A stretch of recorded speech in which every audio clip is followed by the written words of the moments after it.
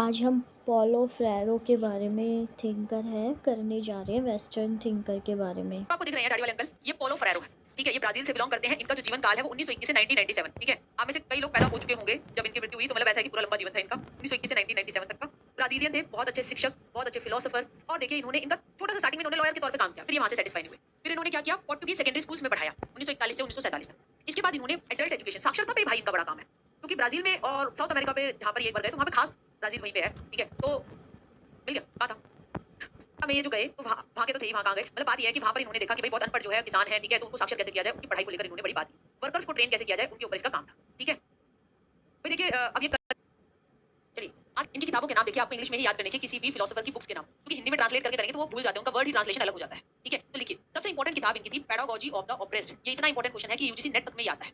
दूसरा है आपका education as practice of freedom, education for critical consciousness, pedagogy of hope, pedagogy of freedom, the politics of education. ये इनके important publications हैं, यानी इंपॉर्टेंट किताबें हैं जो इन्होंने लिखी। ठीक है, चलो एक सोच का सवाल तुमसे पूछती हूँ कि पेडागोजी ऑफ ऑप्रेस्ड में ऑप्रेस्ड, ठीक है, जिसका शोषण हो रहा है, शोषण किसका हो रहा है, शिक्षक का हो रहा है या शिक्षार्थी का हो रहा है, बताइए। देखिए ये किताब है इसकी पेडागोजी ऑफ ऑप्रेस्ड, ये बहुत इंपॉर्टेंट बुक है। तो एक होगा ऑप्रेस्ड जिसका शोषण हो रहा है, तो शोषण हो रहा है। एक होगा ऑप्रेसर यानी कि आपका शोषणकर्ता जो शोषण कर रहा है। ठीक है, तो बताइए शोषण किसका हो रहा है, बहुत सही, वेरी गुड, सबने बिल्कुल सही दिया। शोषण हो रहा है लर्नर का, शिक्षार्थी का, अधिगमकर्ता का। ठीक है, और कर कौन रहा है, कर रहा है शिक्षक यानी कि टीचर। ये चीज अब समझ में आ गई, ये बड़ा इंपॉर्टेंट चीज है। ठीक, हाँ, बच्चों का शोषण हो रहा है, करने वाला शिक्षक है, समाज है, ये है। ठीक, आगे फरेरो को इंटरनेशनल रिकॉग्निशन मिला, यानी कि उसको अंतरराष्ट्रीय स्तर पर उसको रिकॉग्नाइज किया गया, उसको माना गया कि भाई ये बहुत अच्छा काम कर रहा है। लिटरेसी यानी कि जो हमारा साक्षरता का प्रशिक्षण हो रहा है, ठीक है, ब्राजील में, ठीक, तो उसको लेकर जो है इन्होंने मतलब इनको बहुत अच्छी तरीके से इनकी जो ये प्रशिक्षण कर रहे थे उसको पूरे विश्व ने बड़ा रिकॉग्नाइज किया। 1964 में नई सरकार ने इनको पॉलिटिकल एक्साइल यानी जेल में 15 साल के लिए बंद कर दिया, क्योंकि तख्ता पलट हो गया ब्राजील में और वहां पर मिलिट्री आ गई। मिलिट्री राज आते ही तो देखिए जो उस टाइम कभी भी तख्ता पलट होते हैं, आप चाहे ताना शाह की जो रही है छवि पाकिस्तान को भी देखिए, तो वहां पर देखिए क्या रहता है, जैसे तख्ता पलट होता है तो जो शिक्षाविद होते हैं, जो दूसरी सरकार के होते हैं, पहले तो कहते हैं इनको उठा के जेल में पकड़ो, है ना, इनको जेल में डालो, इनकी सोच और लोगों तक ना पहुंचे, इनके विचार उन तक ना पहुंचे, तो पहले वो उनको ये करते हैं। पॉलिटिकल एक्साइल का मतलब ये है कि राजनीतिक तौर पर वो किसी से बातचीत नहीं कर सकते थे। ठीक है, और उनको सेक्लूडेड यानी कि अकेली जगह पर, एक जगह पर रखा गया 15 साल। 1969 में क्या हुआ, फिर से ब्राजील में नॉर्मल हालात हुए और इनको छोड़ा गया। तो ये आपका हार्वर्ड यूनिवर्सिटी में एक विजिटिंग स्कॉलर, विजिटिंग स्कॉलर्स क्या होते हैं कि देश विदेश के शिक्षाविदों को हर यूनिवर्सिटी बुलाती है अपने यहाँ के बच्चों को कुछ सिखाने के लिए, समझाने के लिए। तो हार्वर्ड यूनिवर्सिटी ने भी 1969 में इनको अपने यहाँ बुलाया और कहा जी हमारे बालकों को भी कुछ सिखा दो। ठीक है, फिर इन्होंने क्या किया, ये जेनेवा जो कि स्विट्जरलैंड में है, वहां पे एक स्पेशल एजुकेटर एडवाइजर के तौर पर काम करने लगे। To World Congress of Churches, इनके इसके अंदर वो बुलाते थे। रहा नहीं गया, देश की मिट्टी ने पुकारा, फिर से वापस ब्राजील आ गए। 1979 में ब्राजील में आपकी पॉलो फेरेरो की वापसी होती है। 1988 में इनको फिर से, इनका काम इतना बढ़िया अच्छा था, साक्षरता के क्षेत्र में इनके विचार इतने प्रभावशाली और इतने बढ़िया थे कि इनको मिनिस्टर ऑफ एजुकेशन यानी शिक्षा मंत्री बना दिया जाता है साओ पोलो का। ठीक, ये बात यहाँ पे आ गई समझ में। तो ये है इनकी लाइफ हिस्ट्री, जो कि हमें रटनी बिल्कुल भी नहीं है, मगर अगर हमने इस हिस्ट्री को समझा तो अब हमें इनके जो शैक्षिक विचार होते हैं, जो इनकी सोच है, उसको समझने में थोड़ी हेल्प मिल जाएगी। ठीक है, यहाँ तक समझ में आ गया, कोई दिक्कत है? पैरो डिनाई करते हैं कि मनुष्य अमूर्त, पृथक, स्वतंत्र व अनअटैच्ड है वर्ल्ड से। वो कहते हैं कि ऐसा नहीं है कि मनुष्य कोई अलग ही चीज है, कि अमूर्त है, एब्स्ट्रैक्ट है, अलग है, खुद ही सब कुछ है और दुनिया से कोई जुड़ा नहीं है। फरेरो डिनाई करते हैं कि दुनिया मनुष्य से अलग एक वास्तविक तौर पे मौजूद है, कि दुनिया ही कोई अलग चीज है और मनुष्य उसका भाग नहीं है। तो अल्टीमेटली वो ये कहते हैं कि कॉन्शियसनेस, चेतना और वर्ल्ड विश्व आर साइमल्टेनियस। जो हमारे अंदर चेतना है और विश्व और फिर हम विश्व का भाग बनते हैं, वो हमारा साइमल्टेनियस है, यानी साथ साथ चलता है। ना ही दुनिया से पहले चेतना आती है, जैसे आइडियलिस्ट विचारों को कहते हैं कि वो पहले आते हैं, ये मटेरियलिस्टिक थिंग्स, ये धन दौलत शोहरत रूप रंग, ये बेकार बात की बातें हैं, उनके लिए मूल्य है, सब कुछ है। तो ये कहते हैं कि ना ही दुनिया से पहले चेतना आई है, जैसे चेतना कॉन्शियसनेस जिसमें मूल्यों की बात करते हैं, जो आदर्शवादी कहते हैं, और ना ही ये कहते हैं कि आपका बाहर जो मटेरियल है वो सत्य है और चेतना कुछ नहीं है। तो एक तरीके से ना तो ये आदर्शवादी विचारधारा के हुए और ना ही ये मेटेरियलिस्टिक विचारधारा के हुए। फिर ये कौन सी विचारधारा से मिलते जुलते हैं? ठीक है, बात करें, आप फ्री क्लासेस में जाके देख रहे हैं हमारे, तो फरेरो आप देखिए ना तो आदर्शवादी है, ना वो मूल्यों के पीछे पड़े हुए, ना वो कह रहे हैं कि ये भौतिक दुनिया जो है ये दौलत शौहरत ये सब चीज है। तो ये क्या है, ये देखिए कहीं ना कहीं अस्तित्ववादी के करीब है, जो दृढ़ इच्छा शक्ति से लैस अस्तित्ववादी मनुष्य पर अधिक जोर देते हैं, जो अपने प्रयासों से, अपने एफर्ट से दुनिया को बदल सकता है। Man as a subject in the world, दुनिया में मनुष्य जो है वो एक सब्जेक्ट है और विद द वर्ल्ड, दुनिया के साथ साथ। ऐसा नहीं है कि दुनिया अलग है, मैं अलग चल रहा हूँ अपने आदर्शों में, नहीं, दुनिया के साथ साथ चल रहा हूँ। ठीक है, हाँ, अच्छा मोहिनी आप समझ गई, इतने दिन से परेशान रही। पहला वो आपके भौतिकवादी है, वो है अस्तित्ववादी, वो कहते हैं हम हैं, मनुष्य है, दृढ़ शक्ति है, समाज में है। तो नॉलेज उनके लिए कोई एक आइसोलेटेड फिनोमिना नहीं है कि अलग से ज्ञान प्राप्त करेंगे। नॉलेज में आता है एक्शन, हम कोई क्रिया करेंगे, जैसे तुम क्लास लगा रहे हो, फिर तुम रिफ्लेक्शन करोगे। ठीक है, हाँ, रिफ्लेक्ट करोगे तो यानी कि तुम सोचोगे उसके बारे में। ठीक है, सोचोगे तो तुम चीजों को देख पाओगे कि ये चीज मैंने पढ़ रखी है, उससे कितना जुड़ी हुई है, क्या है। ठीक है, तो ये एक डायलेक्टिकल मूवमेंट है। एक्शन करते हैं, पढ़ रहे हो, रिफ्लेक्शन, चिंतन करोगे दिमाग में, उसके बाद कोई एक नया एक्शन करोगे, तो ये होता है। ठीक है, एक्शन रिएक्शन, एक्शन कुछ काम तुमने किया, रिफ्लेक्शन दिमाग भी लगाया, उसके बाद फिर कोई नया एक्शन किया। ठीक है, ये सारी बातें, ये चीजें यहाँ पे समझ में आ गई बेटा? दोबारा से बात की, एक होते हैं आपके राजनीतिक प्रिंसिपल और एक होते हैं आपके पेडागोजिकल प्रिंसिपल। आपने एक बात नोट की, इसकी जितनी सारी किताबें हैं, आप सब में एक वर्ड देखेंगे, ये देखो, पेडागोजी, पेडागोजी, पेडागोजी। ठीक है, ये बहुत कीवर्ड है इनके लिए, शिक्षण शास्त्र कैसे पढ़ाना है। ठीक है, तो उस हम समझे तो एक और उन्होंने जो सिद्धांत दिए वो दिए शिक्षण शास्त्र के सिद्धांत। ठीक है, आगे आगे अगर हम बात करें कि जो हमारा अधिगम करता होता है, भाई वो एक सब्जेक्ट है, यानी कि विषय है। तुम हो ना सीखने वाले, तुम कोई सामान नहीं हो, यानी $100 ₹50 का नोट, तुम वो नहीं हो, तुम एक सब्जेक्ट हो। ठीक है, तुम एक विषय हो। ठीक है, और विषय कहाँ के हो भाई? समाज से बिलोंग करते हो तुम, विषय। ठीक है, और सब्जेक्ट ऑफ सोसाइटी। एजुकेटर यानी मैं पढ़ाने वाली, अधिगम करता यानी तुम, हम दोनों मिलकर सहभागी अधिगम करते हैं, यानी मिलकर जो है अधिगम कर रहे हैं। ठीक है, और इस चीज में कंटीन्यूअस डायलॉग होता है। ये वर्ड लिखिए, बड़ा इंपॉर्टेंट वर्ड है भाई, ये वर्ड है ना, ये बहुत इंपॉर्टेंट है इनके लिए। डायलॉग क्या है? डायलॉग वो फिल्म में डायलॉग पुष्पा है ना, नहीं वो डायलॉग नहीं। डायलॉग ये है कि भाई मैंने कुछ बोला, तुमने सुना, तुमने अपनी प्रतिक्रिया दी, तुमने अपने पक्ष दिए, मैंने भी उसके बारे में फिर रिफ्लेक्ट करते हुए अपने पक्ष रखे, तुमने अपने रखे। तो इन्होंने कहा है कि टीचिंग लर्निंग में डायलॉग संवाद होना बहुत जरूरी है। मैं ही मैं बोले जाऊं, तुम अपनी बात ही ना कह पाओ, तो वो एक अच्छी शिक्षण शास्त्रीय पद्धति नहीं है। तो ये बात तो कहीं ना कहीं आपको सीटेट में आज की पेडागोजी में देखने को मिलती है ना बेटा। पॉलिटिकल प्रिंसिपल्स में वो कहते हैं कि हमारा change power relation in the society. जैसे मैंने आपको बताया पेडागोजी ऑफ ऑप्रेस्ड, इसके अंदर क्या था कि भाई आपका एक था ऑप्रेसर, ऑप्रेसर था आपका टीचर, समाज। ठीक है, और लगा लेते हैं ये है ना, कौन था? यानी कि हमारा student.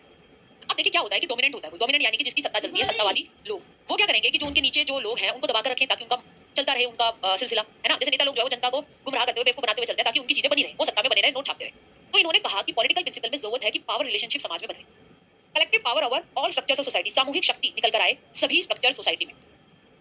Means of attaining goal can not be in contradiction with the final objective. हमारा अल्टीमेट ऑब्जेक्टिव ये है कि हमारा ऐसा समाज हो जो कि लोकतांत्रिक हो, जहां पर लोगों से मिलकर जो है सरकार बनी हो। ये नहीं अति नायकवादी, यानी कि आपका ऑथोरिटेटिव मेथड्स, ऐसे लोकतांत्रिक समाज में हम नहीं यूज करेंगे कि अपनी अपनी चलाना, दुनिया को डराकर धमकाकर रखना। प्रोजेक्ट, स्ट्रेटजी, टैक्टिक्स जो यूज होगी वो सबके लिए सामूहिक तौर पर बढ़िया हो, सब पार्टिसिपेट कर सके ऐसी। ठीक है, दोबारा करूं, 200 धीरे करेंगे अभी थोड़ा सा, जैसा कर रहे हैं मिनिमम वाले, राजनीति वाले। ये भाई ऐसा है जो डोमिनेट कर रहा है ना, उसकी तोड़ मत चलने दो। समाज में परिवर्तन लाना बहुत जरूरी है। पावर के रिलेशनशिप्स की उन्हीं के पास सत्ता रहेगी जो अमीर है, या फिर जो राजा महाराजा थे उनके पास, नेता के पास नहीं। कलेक्टिव पावर की बात करो, लोकतंत्र की बात करो। लोकतंत्र की बात होगी तो उसमें अधिनायकवादी, अपनी अपनी चलाने वाले की नहीं चलेगी। ठीक है, वहां पर क्या होगा? वहां पर प्रोजेक्ट, ऐसी स्ट्रेटजी, ऐसी टेक्निक होगी कि सब जो है वो बोल पाएंगे, सब पार्टिसिपेट कर पाएंगे। ठीक, आ गया। पेडागोजिकल प्रिंसिपल क्या है? यानी कि पढ़ाने वाले, लिखने पढ़ना लिखना जिसमें आता है हमारा। यहाँ पर आप देख सकते हैं, तुम जो हो, तुम विषय हो, ना कि कोई वस्तु। ₹100 का नोट नहीं हो। मैं और तुम मिलकर सहभागी तरीके से चर्चा करते हुए ज्ञान का निर्माण कर रहे हैं। लिबरेट, अधिगम करता, बाह्य एवं आंतरिक ऑपरेशन से। पढ़ाई का मतलब यही होना चाहिए कि तुम लिबरेट हो, तुम आजाद हो जाओ बाहर के और अंदर के दबाव से। ठीक है, वास्तविकता बदलने की कैपेबिलिटी तुम्हारे अंदर विकसित हो, तुम खुद जियो और समाज के लिए भी जियो। ठीक, इसके बाद पोलो फेरेरो का एक बहुत इंपॉर्टेंट कॉन्सेप्ट है, वो है बैंकिंग मॉडल। बैंक क्या होता है भाई? बैंक वो होता है ना जिसमें आप अपने नोट नाट, अपने टूम ठेकरी, आपने टूम ठेकरी यानी कि अपनी ज्वेलरी वगैरह, कागज इंपॉर्टेंट जमा करा देते हो। और इसने कहा कि भाई साहब जो टाइम जो शिक्षा हो रही है वो बैंकिंग मॉडल जैसी है। बच्चे के दिमाग को खाली बैंक मान लिया है और आप ठूस ठूस के जानकारी उसके दिमाग में ठूसे जा रहे हो। आप देखेंगे इस चीज का प्रतिबिंब आपको learning without burden report Yashpal committee की 1993 वाली थी, उसमें देखने को मिलता है। वो भी ऐसी ही बात करती है। तो ये पेपर में आता है बैंकिंग मॉडल किसने दिया, तो दिमाग में नोट कर लो, ये दिया है पोलो फेरेरो ने अपनी किताब पेडागोजी ऑफ ऑप्रेस्ड। शिक्षार्थी से उम्मीद की पढ़ाए गए प्रश्न का उत्तर उगल ले, तो उसके बैंक में डाल दिया। जब हम बैंक से विड्रॉ करते हैं, उससे क्वेश्चन पूछते हैं, वो आंसर उगल दे। हम ऐसे पढ़ा रहे हैं बच्चों को, पढ़े फॉर्मूला, ज्योमेट्रिकल कोर्स, रट ले। रटने को सीखने के समतुल्य माना जा रहा है। तो उसने कहा नहीं, ये शिक्षा नहीं है। एजुकेशन वो है जो कि लर्निंग में एक एक्ट ऑफ कल्चर हो, यानी संस्कृति से जुड़ी हुई हो, जिसमें आजादी हो। ठीक है, हमने देख लिया कि जो हमारे ये पोलो फेरेरो है, ना ये आदर्शवादी है, ना ये मैकेनिस्ट है, और ना ही ये यथार्थवादी। बैंकिंग मॉडल आप देख सकते हो, ये है टीचर, ये बच्चों के दिमाग में ब्ला ब्ला ब्ला ब्ला भर रही है, और ये बच्चों से विड्रॉ, ये क्वेश्चन पूछा, ये ठर से निकाल के वो पर्ची जानकारी की दे रहे हैं। ये बेकार चीज है।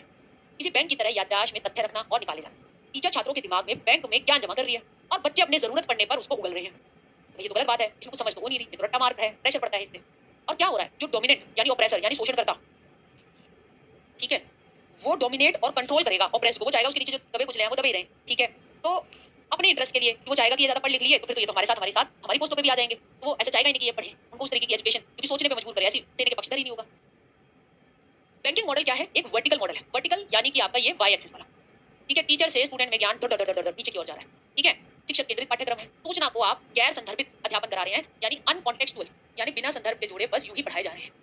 अलगाव से सीखे गए तथ्य हैं, अनरिलेटेड फैक्ट्स को रटवाया जाता है। ठीक है,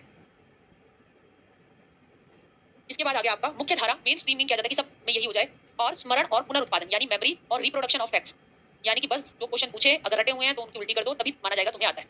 ठीक है, उस पर जो होता है ज्यादा फोकस होता है। बेटा यहाँ तक कोई चीज ना समझ में आई हो मुझसे पूछ लो। बैंकिंग मॉडल में टीचर जो होगा वो पढ़ाया जाएगा, बच्चा पढ़े जाएगा। टीचर को सब कुछ आता है और ये सोचा जाता है बालक को कुछ नहीं।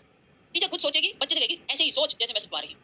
ठीक, कोई दिक्कत बेटा समझ में आ रहा है? बैंकिंग मॉडल, मैं बैंकिंग मॉडल की तरह तो नहीं पढ़ा रही है, चुपचाप सुनते रहते हैं। ठीक, टीचर चूज करती है, चयन करती है और इन्फोर्स करती है अपनी चॉइस को। ठीक है, बच्चे चुपचाप उसको मान लेते हैं। टीचर एक्ट करती है, बच्चे देखिए यहाँ पे टीएस मैंने बार-बार लिख दिया है क्योंकि बार-बार लिखना मुश्किल था। टी से यानी टीचर, एस से यानी स्टूडेंट, तो नोट्स बनाते हुए ध्यान रखिएगा। तो स्टूडेंट टीचर जैसे कहती है वैसे ही उसी एक्शन से काम करना। टीचर सोचती है कि मैं ये पढ़ाऊंगी, ऐसे पढ़ाऊंगी। स्टूडेंट कहता है जी मैडम जी पढ़ा लो। उसके उसे कंसल्ट भी नहीं किया जाता कैसे पढ़ाना है, वो बस उस अनुसार अनुकूलन कर लेता है, जैसे टीचर ने पढ़ाया जी ठीक है। टीचर सब्जेक्ट है, ठीक है, विषय है बैंकिंग मॉडल में, और बच्चा जो है वो ऑब्जेक्ट है, वस्तु है। टीचर अथॉरिटी है, अधिनायकवादी है, यानी अपनी अपनी चलाती है, ठीक है, और स्टूडेंट जो है उसको स्वतंत्रता विहीन, यानी उसको आजादी ही नहीं होती। ठीक, समझ गए? हाँ। DSSS की पेडागोजी एकदम अलग है बेटा, है चुप्पी की संस्कृति। अच्छा बताइए, चुप्पी की संस्कृति ये एक पॉजिटिव टर्म है, ये वर्ड भी बहुत आता है। एक सकारात्मक टर्म है या एक नकारात्मक टर्म, बताइए। पॉजिटिव है या फिर नेगेटिव? टर्म है जिसमें कहा जाता है कि मैं बोलूंगी, मैं टीचर हूं, तुम रहोगे चुप। तो ये गलत बात है, चुप क्यों नकारात्मक है। रहोगे? अधिगमकर्ता का भी बोलने का हक है, ठीक है, वो भी ज्ञान की रचना करता है। तो ये नकारात्मक टर्म है, और इस टर्म की बात जो है वो पॉलो फेरेरो ने की है। इसमें कहा है कि जानबूझकर जो आपके ऑपरेसर्स होते हैं, डोमिनेंट यानी प्रभुत्ववादी समूह, ग्रुप, सरकार इस तरीके से कर देती है कि जो ऑपरेस शोषण करता होता है उसकी आवाज ही ना आए, वो चुपचाप उनके अनुकूल ढल जाए। ये बात गलत है। ठीक, पॉलो फेरेरो ने और जो कॉन्सेप्ट दिए, एक दिया इन्होंने आपकी साक्षरता की व्यापकता, यानी ब्रॉडनिंग लिटरेसी कि देखिए इन्होंने क्या किया था, मैंने आपको बताया था साउथ अमेरिका में जो पीसेंट्स किसान वगैरह थे उनको साक्षर करने पे इन्होंने काफी काम किया था। तो साक्षरता की व्यापकता इनका एक इंपॉर्टेंट काम रहा है। डायलॉग, संवाद की भूमिका, जब तक हम बातचीत नहीं करेंगे तब तक एक सामाजिक संवाद है शिक्षा। ठीक है, इसकी शुरुआत अधिगमकर्ता के अनुभव से होती है। मैं कोई एक चित्र दिखा दूं, ठीक है, उस चित्र पे फिर तुम जो बातें बोलोगे अपने अनुभव जोड़ोगे, फिर मुझे जो पढ़ाना है मैं वो जोड़ूंगी, वो है असली शिक्षा। ये नहीं कि मैं बोल के चली गई। कल्चर प्रिजर्वेशन की भी ये बात कहते हैं, जिसमें आ गया आपका संस्कृति। ठीक है, संस्कृति संरक्षण, शिक्षा व्यक्तिगत प्लस सामाजिक कल्चर को प्रिजर्व करे। डायलॉग ऑन सोशल इनइक्वालिटी, सामाजिक असमानता पर भी बातचीत होनी चाहिए। स्ट्रगल एंड प्रोसेस, शिक्षा बच्चे को जागरूक बनाती है कि संघर्ष क्या है, सामाजिक परिवर्तन क्या क्या आ रहे हैं, उसको लेकर वो भी अपनी राय बनाए। मुक्ति के लिए शिक्षा, मौजूदा वर्चस्व अथॉरिटी की क्रिटिकली इवैल्यूएट करें। अब देखिए एक और वर्ड आता है यहाँ पे इसका, वो है आपका क्रिटिकल पेडागोजी। इस वर्ड को भी लिखिए, ये बहुत इंपॉर्टेंट वर्ड है जो कि आपका पॉलो फेरेरो ने दिया। समालोचनात्मक शिक्षण शास्त्र। ठीक बेटा, इसके अंदर क्या है? इसके अंदर सिंपल सा ये है कि जो भी जानकारी मिल रही है उसको बस ऐसे ही मत अपना लो, क्रिटिकली उसके बारे में सोचो, पॉजिटिव नेगेटिव अपना स्टैंड लो, उसके बारे में विस्तृत तौर पर समझ बनाओ और फिर काम करो। ठीक, तो यहीं पे है विवेकशीलता के लिए शिक्षा, जिसमें आलोचनात्मक चिंतन हो, गहन समझ होगी, उत्पीड़न की हमें दबाया जा रहा है, हमारी आवाज नहीं है, ठीक है, उससे मुक्ति मिलेगी। ठीक है, अच्छा कुछ आपके बच्चों की आज छुट्टी नहीं? अच्छा, प्रॉब्लम पोजिंग वाली एजुकेशन। देखिए अभी तक क्या रहा है कि हम प्रॉब्लम हल कर लें, बड़े समस्याएं हैं उनका सॉल्यूशन कर लें, नहीं, प्रॉब्लम पोज कीजिए, पोज करेंगे, बात होगी, संवाद होगा, चर्चा होगी, और तभी तो उसके बारे में हल निकलेगा। परिवर्तनकारी सामाजिक न्याय को लेकर शिक्षा देने की उन्होंने बात। प्रॉब्लम पोजिंग मॉडल, ये भी इंपॉर्टेंट है।